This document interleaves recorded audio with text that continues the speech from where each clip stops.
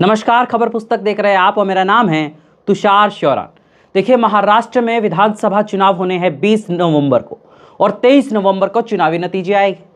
लेकिन उससे पहले देखिए, महाराष्ट्र में सियासी हलचल जो है वो तेज हो गई है। जी हाँ, बिल्कुल। देखिए, अब लगातार नेताओं के बयान सामने आ रहे थे। उत्तर प्रदेश के मुख्यमंत्री योगी आदित्यनाथ ने एक नारा दिया था, बटोगे तो कटोगे। वो नारा हरियाणा में दिया गया चुनाव के दौरान और माना जा रहा है कि हरियाणा में वो नारा चल गया, जिसकी बदौलत अब महाराष्ट्र और झारखंड में भी बीजेपी ने जगह जगह यही पोस्टर लगवाए। लेकिन देखिए, बात सिर्फ ये नहीं है। बात यह है कि महायुति के सहयोगी यानी कि अजीत पवार अब खुद मुख्यमंत्री के विरोध में आ गए हैं। उत्तर प्रदेश के मुख्यमंत्री योगी आदित्यनाथ का विरोध करते हुए दिखाई दे रहे हैं। उन्होंने कहा कि महाराष्ट्र छत्रपति शिवाजी महाराज की जन्मभूमि है। महाराष्ट्र में एकता के साथ रहा जाता है। महाराष्ट्र के लोग ऐसा किसी भी प्रकार का अडंगा सहन नहीं करेंगे। महाराष्ट्र के लोग एकता के साथ रहते हैं। महाराष्ट्र में हर धर्म का सम्मान किया जाता है। देखिए, कोई पहली बार नहीं है जब अजीत पवार ने बीजेपी और एकनाथ शिंदे के खिलाफ जाकर अपना एक स्टैंड लिया। इसकी क्या वजह हो सकती? अब आप इसकी एक वजह जान लीजिए। देखिए, अजीत पवार मुख्यमंत्री पद का जो सपना देख रहे थे, वो सपना तो लगभग चूर चूर होता हुआ दिखाई दे रहा है। उसकी क्या वजह है? महायुति में अजीत पवार के गुट को यानी एनसीपी को महज 52 सीटें ही चुनाव लड़ने के लिए मिली। अब उन 52 सीटों में से अजीत पवार कितनी सीटें ही जीत पाएंगे, सवाल ये।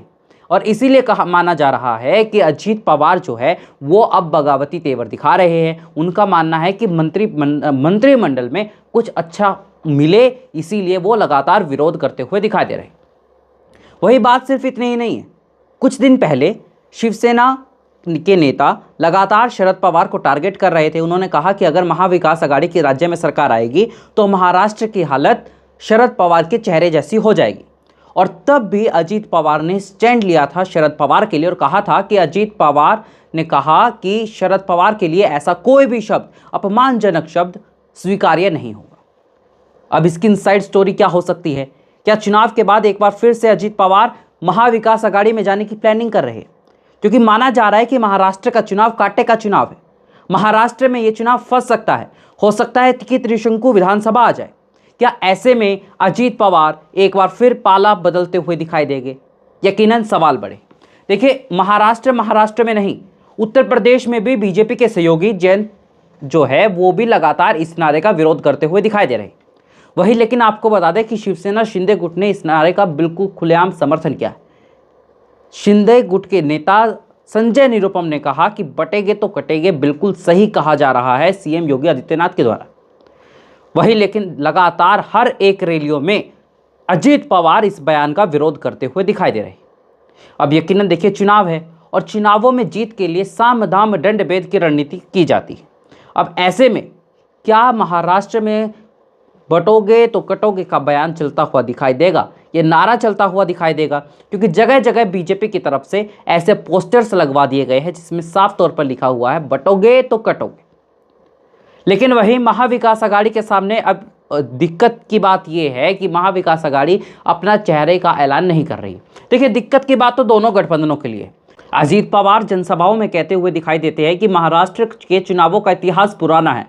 महाराष्ट्र में जब भी कोई सांप्रदायिक चुनाव करने की कोशिश करता है तो महाराष्ट्र की जनता उसे नकार देती है। अब इसका क्या मतलब समझा जाए?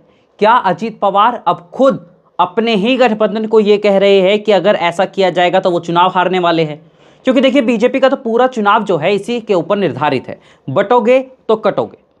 वही अब उद्धव ठाकरे जो है वो लगातार आरोप लगा रहे हैं कि महाराष्ट्र में जो है थी वो बीजेपी ही सरकार चला रही थी, सिर्फ चेहरा एकनाथ शिंदे का था।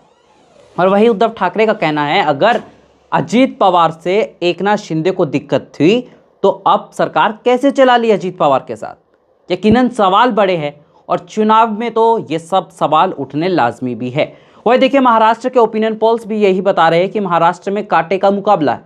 कोई महायुति की सरकार बता रहा है तो कोई महाविकास आघाड़ी की सरकार बनने का अनुमान बताया जा रहा है। अब यकीनन देखिए, ये तो जनता का फैसला ही होगा कि जनता बताएगी कि जनता ने किसे चुना किसे नहीं। 20 तारीख को मतदान है और 23 नवंबर को चुनावी नतीजे आएंगे। और वही देखिए, महाराष्ट्र में जो है, महाराष्ट्र में अलग अलग क्षेत्र के अलग अलग मुद्दे, और वही बीजेपी ने इस बार लेकिन महाराष्ट्र को बटोगे तो कटोगे में ही बांट दिया। अब ऐसे में बड़ा सवाल ये, क्या महाराष्ट्र की जनता लोकल मुद्दों पर मतदान करेगी? जरा एक बार 2019 का विधानसभा चुनाव आप याद कीजिए। 2019 विधानसभा चुनाव में राष्ट्रीय मुद्दे बीजेपी उठा रही थी, लेकिन विपक्ष ने, कांग्रेस और एनसीपी के गठबंधन ने चुनाव जो है वो स्थानीय मुद्दों पर लड़ा और चुपके से लड़ा। और नतीजा ये रहा कि बीजेपी गठबंधन को प्रचंड बहुमत जिसकी बात कही जा रही थी वो नहीं मिला। स्थानीय मुद्दों पर मतदान हुआ और कांग्रेस और एनसीपी के गठबंधन को 100 के करीब सीटें मिली, जिसका साफ तौर पर मतलब है कि महाराष्ट्र की जनता स्थानीय मुद्दों पर मतदान करती। लेकिन अगर इस बार महाराष्ट्र की जनता ने स्थानीय मुद्दों पर मतदान किया तो क्या होगा? देखिए, बीजेपी गठबंधन जो है, महायुति जो है, वो सिर्फ अपनी लाडली बहना योजना, जो बहनों के लिए अकाउंट्स में पैसे डाले जा रहे हैं, उसको लेकर चुनावी मैदान में है और ये एक नारा। लेकिन महाविकास आघाड़ी के जो है वो लगातार मराठा आरक्षण जैसे अलग अलग मुद्दे उठाता हुआ दिखाई दे रहा। अब जनता किसे चुनेगी, जनता के मन में कौन होगा, अब सबके मन में यही है। लेकिन महाराष्ट्र से एक बात तो साफ है कि महाराष्ट्र में चाहे वो महायुति हो या महाविकास आघाड़ी हो, दोनों ही गठबंधनों में क्लियरिटी बिल्कुल भी साफ नहीं, क्योंकि अजीत पवार जो है वो लगातार विरोध करते हुए दिखाई दे रहे हैं। इतना ही नहीं, अजीत पवार जो है, अजीत पवार की पार्टी के नेता नवाब मलिक, जिनके दाऊद इब्राहिम से कनेक्शन मामले सामने आ रहे हैं, वो चुनाव लड़ रहे हैं। और जिनके विरोध में बीजेपी अपना हर चुनाव लड़ती है, नवाब मलिक के विरोध में, वही नवाब मलिक अब महायुति के कैंडिडेट बनकर चुनाव लड़ रहे हैं। जनता यकीनन ये सवाल भी उठा रही। अब देखना होगा कि महाराष्ट्र की जनता के मन में कौन है। ऐसे ही तमाम अपडेट्स के लिए देखते रहिए खबर पुस्तक।